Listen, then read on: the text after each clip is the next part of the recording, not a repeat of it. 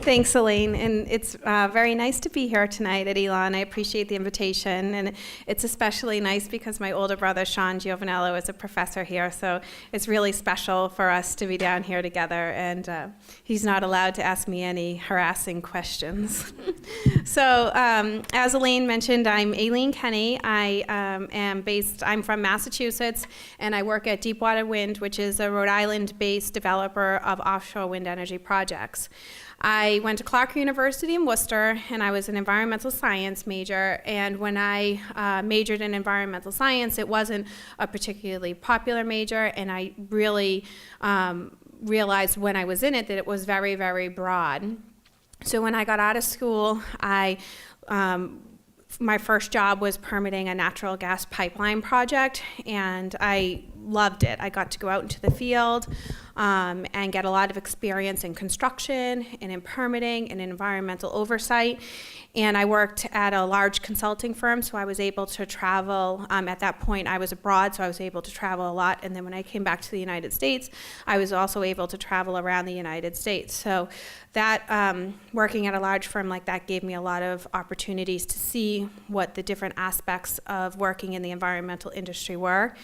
After about 10 years working in that job, I jumped offshore and started working for one of my clients, which was Deepwater Wind. And I've been there for about 4 years, and I've had a great time trying to develop the offshore wind industry. Currently, there are no offshore wind turbines in the United States. Europe and the rest of the world are really, it's a global industry, and we're pretty far behind. So as of this year, there's over 7,000 megawatts of offshore wind in Europe alone, and we have none.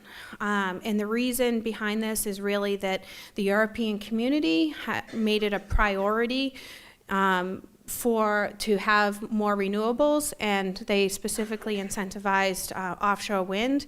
And then the member countries were required to meet specific standards for renewables, and the member companies passed those requirements down to their regional utilities, and they created policy incentives that really brought this industry along. And so here in the United States, we have kind of scattered policies regarding renewables. They differ from state to state, and there's no federal policy that mandates renewable energy. So that's kind of the difference and why we're behind, and we're really hoping to get the first project in the water next summer, which is our Block Island Wind Farm project, which I'll talk more about. So offshore wind energy, there's some criteria that help make it successful. It works well where there's already existing high energy prices. Offshore wind is a costlier type of energy than onshore wind or solar. Any work in the water is very costly, and the infrastructure is expensive to build. The turbines are expensive. So in order to be competitive in the market, it's best if there's an existing high price of energy. Also works where there's existing renewable standards, and also where there's densely populated areas. If it's not densely populated, there's potentially a better fit for onshore renewables like solar or onshore wind. You also need strong winds, which is something that offshore is comparatively much stronger than onshore. The wind offshore blows at a steady rate, and it blows hard, in, for example, a hot summer day. It's often very windy offshore, which is a time when we need power for all of our air conditioners. So there's a lot of correlation between when we use power and when the wind blows strongest offshore. Also, the BOEM leasing process, so there has to be an area where the Bureau of Ocean Energy Management, which is under the United States Department of the Interior, it has to be an area where they have opened up for lease. And there also has to be a revenue mechanism or a way for a developer like us to make money. Now, I'm going to touch on each of these aspects in my presentation. I'm also going to keep my presentation brief so that you can ask questions. So if you have questions on this or anything else, please feel free to ask me. I'm going to try to give you an overview, but I'm certainly happy to dive in a little bit more where you'd like me to. So we call this Boss Wash, which is Boston to Washington, and it's one of the highest population densities in the world. It's the highest in the United States, 7% of the US population, and 16% of the energy that's used in the country. In general, between Boston and Washington, the price of power is about 21% above the average. So if I was to take my energy bill, my electric bill from Massachusetts and compare it to an electric bill here in North Carolina, I'm paying a lot more per kilowatt hour than you're paying down here. Also, we have an average of 21% for a renewable portfolio standard. So the renewable portfolio standard is at the state level. It varies from state to state, and on average, this individual states require that 21% of the mix of electricity in the state come from renewable energy. Now that sounds like a great number, but not all of the states enforce their renewable portfolio standards, so what is it if it's not enforced? If there's no penalties, then the projects don't get, the goals are not met. So I mentioned the BOEM leasing process. So in the United States, offshore, if you're walking out from the beach to 3 miles out is state waters. So the 3 miles off the coast of North Carolina are the property of the state of North Carolina. Beyond that, you get to the Outer Continental Shelf, or the OCS, which is the property of the United States. And on the OCS, the BOEM, or the Bureau of Ocean Energy Management, is responsible for leasing federal lands for use for renewable energy. The Department of the Interior does all of the leasing for all offshore land in the Gulf and in other areas of the United States. So BOEM has set up a process where they lease wind energy areas, or WEAs, and they lease them out for offshore wind development. Now this map shows the current wind energy areas that are either have been auctioned off or are coming up for auction.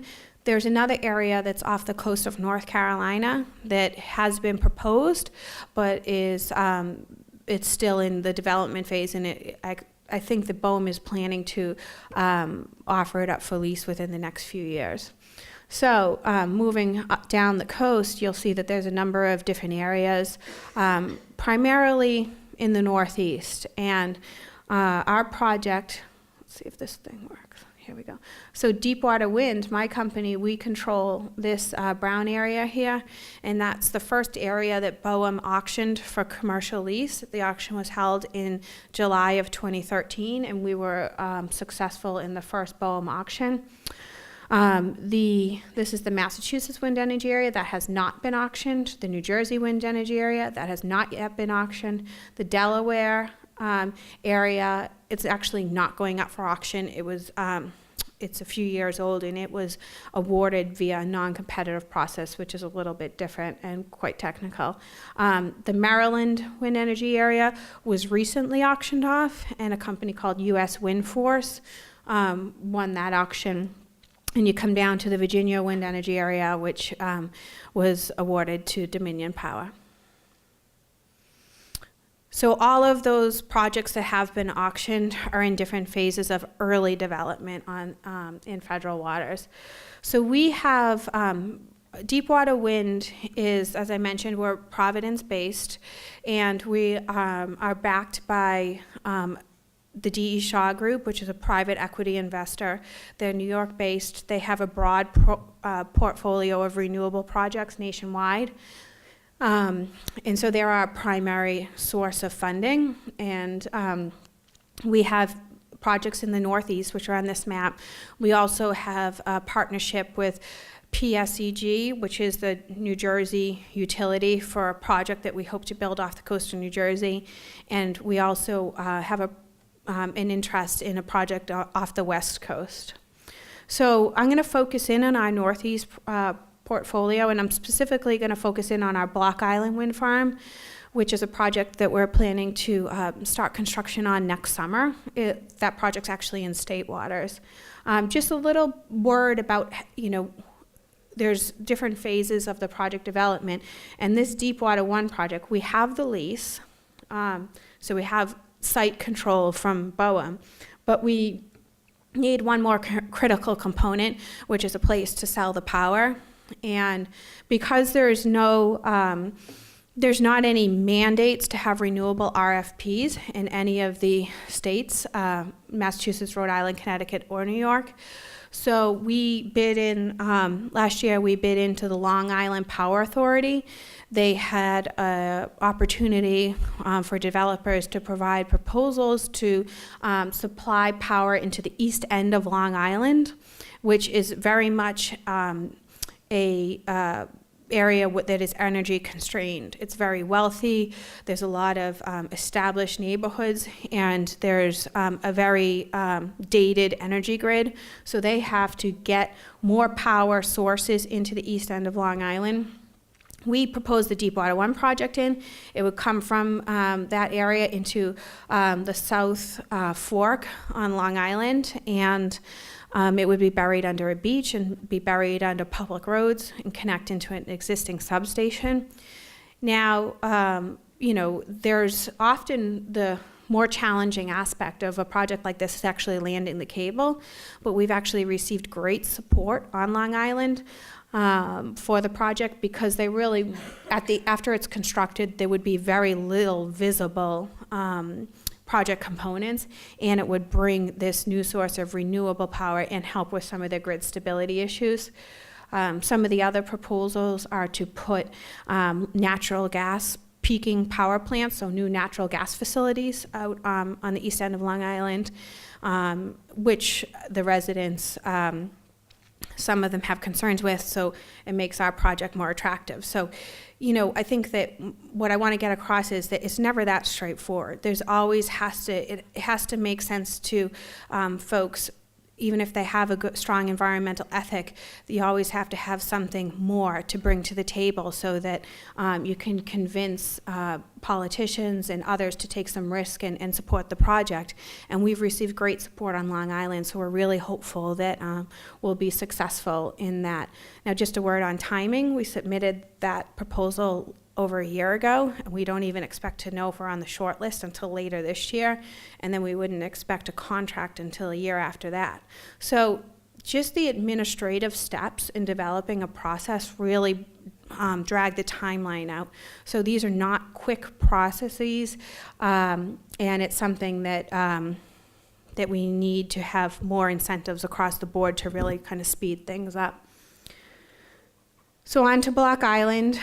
This is Block Island here. It's a beautiful island south off the coast of Rhode Island, part of Rhode Island, and it's very much a seasonal place. In the winter, there's less than 1,000 people, and on a peak summer day, there can be over 25,000. So what we have proposed is a 30 megawatt project, which is 5 6 megawatt turbines. The history on this project is that Block Island is currently not connected to the mainland Rhode Island electric grid. So there's no electric cable from Block Island to the mainland. So on a regular basis, diesel trucks are barged out to Block Island, and they're brought to a power plant on the island, which is very dated, and the diesel is burnt there. So that's how they get their electricity, and it's a fairly unstable grid, so it's an old, their transmission lines are old, their cables are old, and there's a lot of winds on the island, so it makes for a fair amount of downtime. So Block Island really needed an upgrade and a cable to the mainland. There were a number of studies completed. It was determined not to be economically feasible to just have a cable. So the state of Rhode Island in 2007 put out a request for proposal from developers to put 80 wind turbines off the coast of Block Island and a cable to the mainland. 7 companies bid. Deepwater Wind bid, and we proposed not 80, but 8 turbines, and we were successful in that bid. So it's a statutory, it's law, it's in Rhode Island that an offshore wind project will be built off of Block Island, and a cable will be put into the mainland. So that's the policy incentive that I mentioned for this project that really helps it succeed. So we have 5 turbines. They're located in state waters. That white line, this white line here is the state federal waters boundary. They're located within a renewable energy zone, which I'll speak a little bit more about in a minute. And then we have an export cable, which brings power back to the Rhode Island mainland. And that's a bi-directional cable. So when the wind farm is producing power, the island will get its energy from the wind turbines, and any excess will be brought back to the mainland and distributed into the mainland grid. When the wind is not blowing and the project is not producing power, Block Island will pull power out of the mainland grid. So the power in the cable will flow both ways. So, this project really makes good sense for Block Island. It lowers their energy bills because of the barging out diesel. They have some of the highest energy costs in the United States. They are always one of the top 4 costs, and they trade off with some islands off the coast of California. It lowers greenhouse gas emissions, and another aspect that makes wind energy attractive is that there's a lot of economic development associated with it. So some of the ports along the East Coast that are currently underutilized, there's a big port reinvigoration that is tied to offshore wind. And some of the ports will be repurposed for this industry as it grows. So I mentioned the renewable energy zone.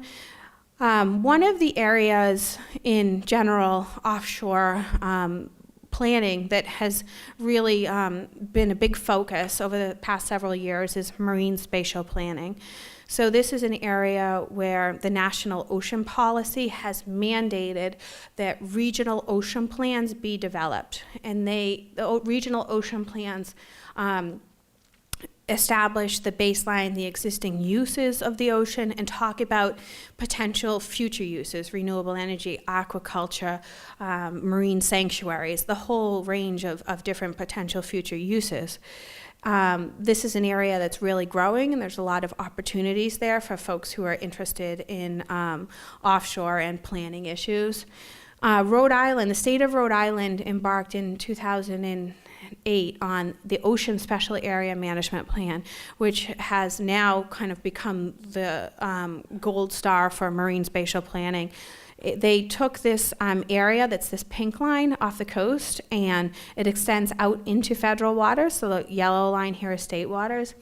And they did they had a stakeholder outreach process with all the users within that area. So they brought commercial fishermen, tribes, environmental organizations, academics who study the area, the Coast Guard, the Department of Defense. They brought all of these folks together, tried to create a map of what's going on out there, what do folks see as future uses, how can everything be compatible, and how can we start planning for the ocean much like we plan onshore. So that OSAMP defined this renewable energy zone. That's that yellow hatched area. And when we started the permitting of this project, we were required to keep the wind turbines within that area.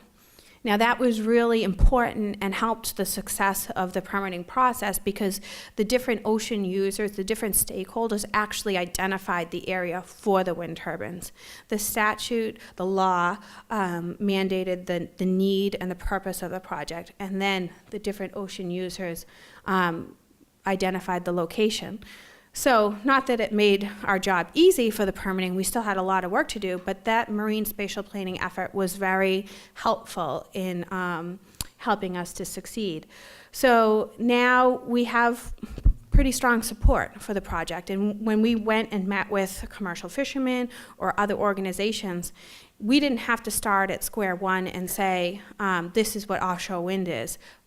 Through this planning effort, a lot of them were up to speed. And this is going on up and down the East Coast right now. Similar planning efforts are underway. So the key siting issues that we were faced with, marine mammals is I think one of the critical issues that we face offshore, most specifically whales, and most specifically within whales, the North Atlantic right whale, which is critically endangered. Also fishing, commercial and recreational.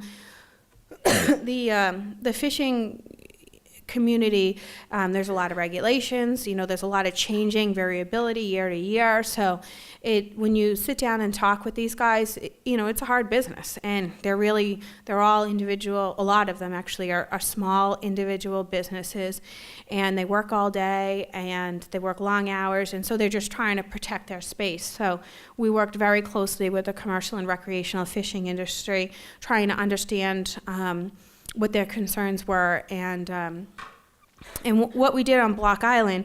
The area for the Block Island wind farm, it's a relatively low use area for fishing, but they have broader concerns. They're concerned that the impacts associated with pile driving of our foundations into the seafloor will potentially disturb some of the juvenile lobsters. And so maybe they will be affected by the sound and they won't grow. Or they have concerns that, their most severe concern is that the fish won't come back, which we all recognize as unlikely, but it's still something that they would like to see ruled out before this industry moves forward. And then they have concerns during operation about some of the electromagnetic forces surrounding the cable. So we designed studies to scientific studies to address all of those concerns. And here we have some of the scientists working on the trawl survey, where they actually count the number and type of fish before construction, during construction, and then after construction. And we'll do the same with lobsters in the area of the wind farm. And then we came up with a number of other mitigation measures. We also have avian and bat concerns, and we microsited the actual turbine array within the renewable energy zone in the area where we found the lowest bird and bat activity to minimize potential impacts. There's also visual impacts, and it in some ways it is what it is. These turbines are there, and they will be visible from points on Block Island. So the fact that the project was closer to shore made that a more sensitive issue. And then, of course, we had other ocean uses. The DOD is active in the vicinity of the transmission cable back to shore, and we had to microsite that to stay out of some areas where they do some practice torpedo testing and other things that they would not disclose. So, we did all of these, we do our assessment, make our plan, and then we're required to submit permit applications and environmental report to the agencies for review and permits. These are just the federal agencies that I listed up here. Our permit application is as tall as I am.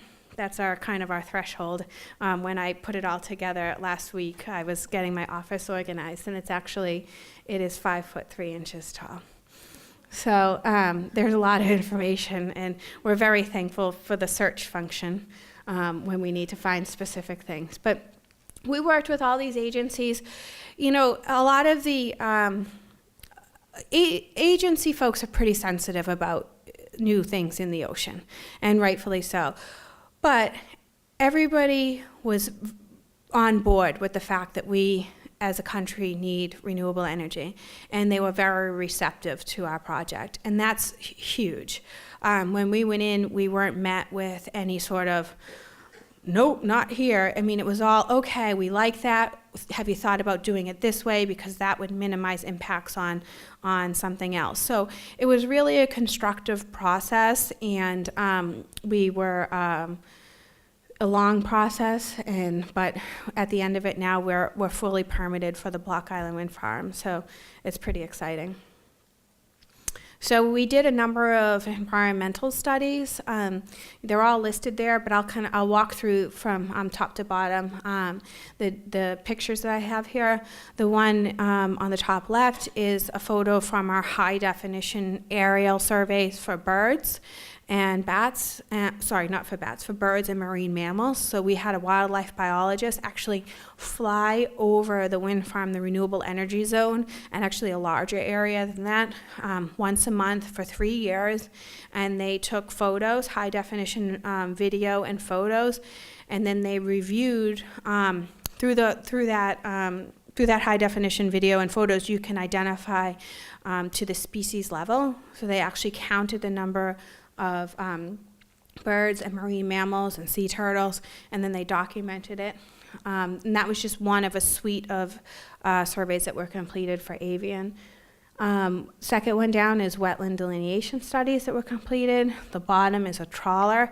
We have trawl surveys that 3 years pre-construction, 2 years during, and 2 years post. They go out once a month and complete a series of trawls in the area of the wind farm and also in a reference area, so that we can determine if there's any impact before and after construction. And then we also did it during construction to determine what impact the actual disturbance associated with construction will have to the fish. Top right-hand corner is the Southeast Lighthouse. It's a National Historic Landmark that's located on the southeast point of Block Island, and it's a really famous, iconic Block Island landmark, and we're actually in the direct view shed of it, so we came up with some creative mitigation with the Southeast Light Foundation. And then we have some cultural resource surveys going on. We completed them all for all of the areas onshore and offshore. And cultural resource surveys are completed for pre-contact, which is before Europeans were in North America. So we worked with the Native American tribes to design those studies, and they participated in the field work and in the interpretation of the results. And then also post-contact, which would be things like shipwrecks offshore. So there's marine archaeologists who work on that. And then we have the marine mammals, the right whale. So these are just some of the engineering studies, or the geophysical and geotechnical studies.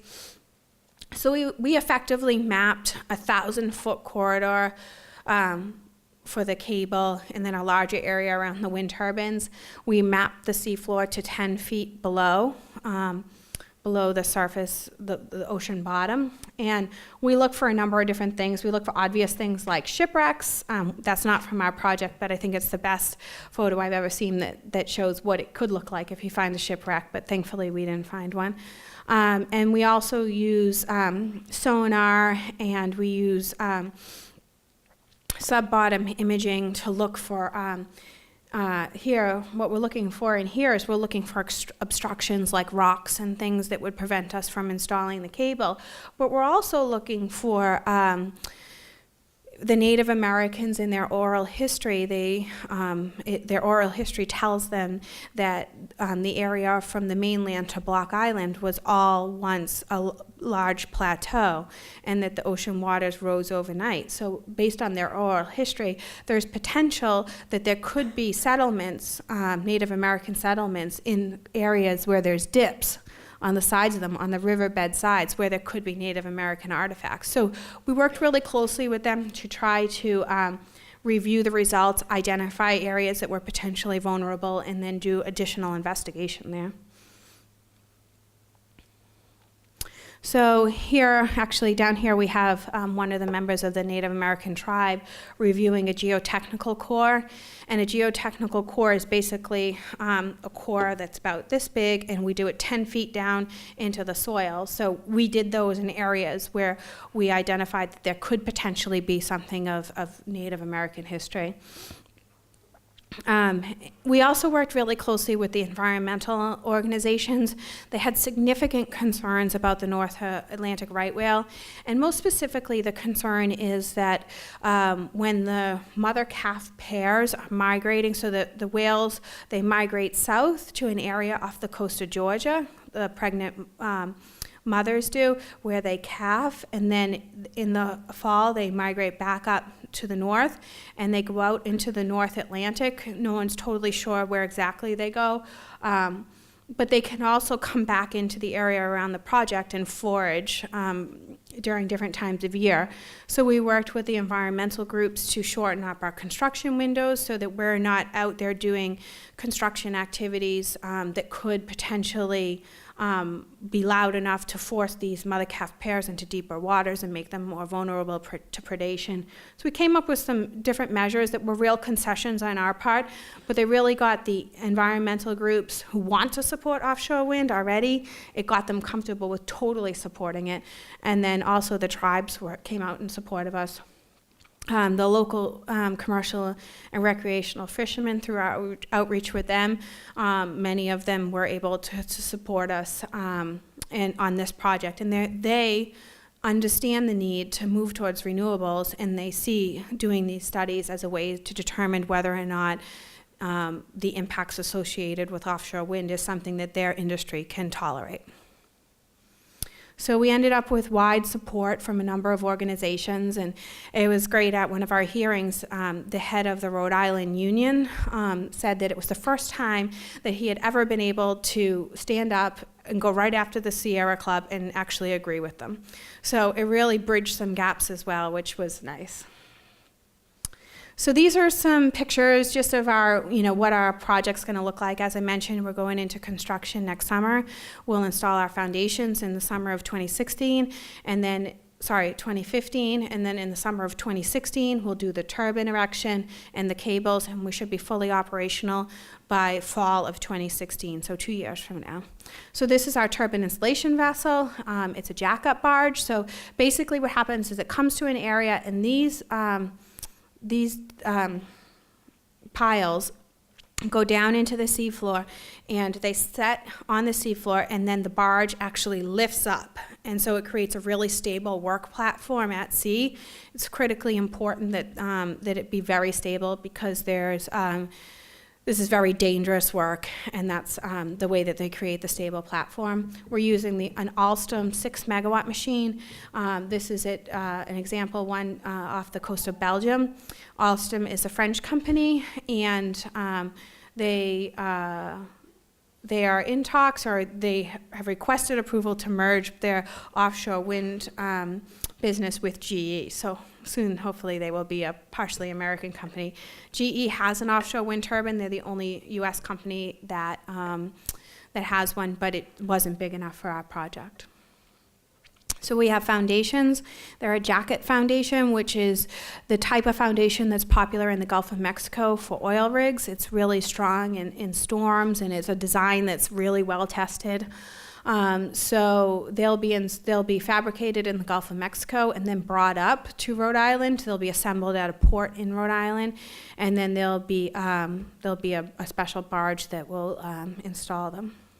Eventually, as the industry develops, these foundations can be fabricated in ports in the Northeast. So that's the economic development component of this industry. So I just wanted to do one more slide. I got some questions earlier about different types of foundation technologies. And this slide just generally talks about the different types of foundations as you get into more deeper waters. So when you're in shallow waters, it's often a monopile, which is a large tubular structure. Well, that's usually good till about 30 meters or 90 feet. When you're in the transitional waters, so 30 to 60 meters, which is Block Island, engineering and economics dictate that you move to a jacket foundation, which is what we're proposing for Block Island.